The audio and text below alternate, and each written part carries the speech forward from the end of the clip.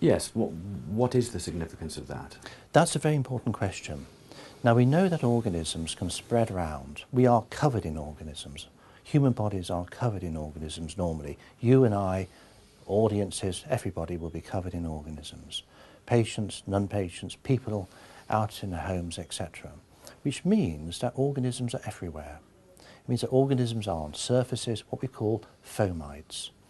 But we also know that organisms can spread by hands onto surfaces, somebody else touching a surface onto their hands and spreading that way.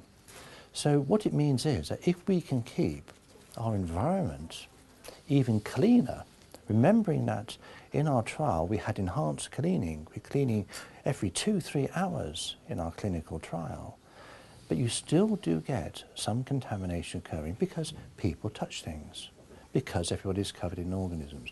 So what it means is that our environment is even cleaner than what you would achieve with enhanced cleaning. What does this mean for the patient? It means that the risk of picking up an infection is reduced. That's what it must mean, because we know that is one of the vehicles by which organisms can spread from one person to another via the surface. So the results are very exciting. They are more exciting than I thought we would achieve.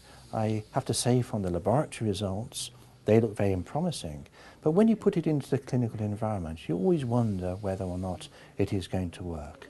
The findings of a 90 to 95% killing of those organisms, even after a busy day on a medical ward with items being touched by numerous people, is remarkable.